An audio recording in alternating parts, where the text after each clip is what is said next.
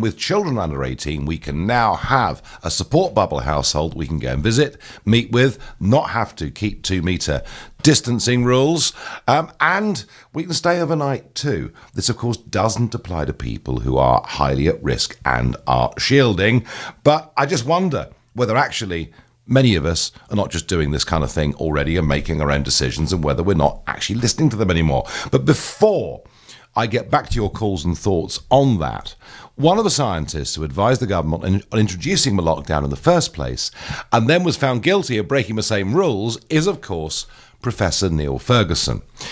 He said today that half of all COVID-19 deaths could have been avoided if the lockdown had come in just 1 week sooner. He said this, giving evidence to MPs today. The epidemic was doubling every 3 to 4 days before lockdown interventions were introduced. So had we introduced lockdown measures a week earlier, we would have reduced the final death toll by at least a half.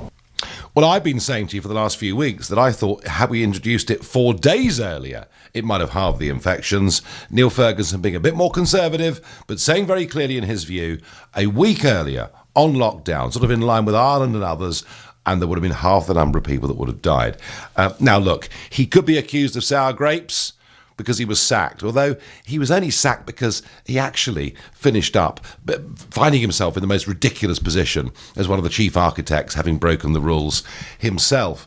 I have a sense, and Ben Kentish, our Westminster correspondent, talked about it earlier, I have a sense that what will begin to be picked apart, and I think what Keir Starmer will really begin to hove in on, is the comment that is repeated over and over and over. One, that we listen to the science. Well, that doesn't work because the scientific opinion was always varied. But two, that they always tell us we made the right decisions at the right time. And Chris Whitty today, the government's chief medical officer, pretty much contradicted that by saying, yeah, you know what, we got a lot of things wrong. He quoted testing, but he did say we got a lot of things wrong. And I think this is part of the problem.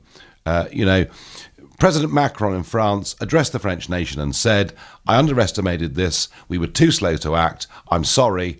We're going to pull our socks up and get this right. Well, he didn't literally say that, but that was the intention of what he said. And all the way through, the Hancocks, the Johnsons, never apologised for anything. And I think that narrative will start to grow. Something else that really did sort of catch my eye today was the OECD. Now, look, I'm not a great fan of the Organisation for Economic Cooperation and Development or any of these big international organisations, but what they said today was interesting. They said the British economy was likely to slump by 11.5% in 2020. And that means that, in fact, our economic slump would be worse, if they're right, would be worse than any other developed country in the world. And that, of course, is all without a second wave, which none of us want to contemplate but have to consider could be possible. So we're going to do a hell of a lot worse. Worse than France. They're almost at our number. America's fall is estimated to be about 7 and a bit percent, and China just 2.6%. So some pretty gloomy economic news about the UK from the OECD. We've heard gloomy news about us before, yet somehow I do think whatever happens to the economy, late summer, early autumn, there is going to be a really very, very large number of unemployed people. And I sort of fear, a little bit like the 2008 crisis, which we saw, the banking crisis, all of those things that went wrong.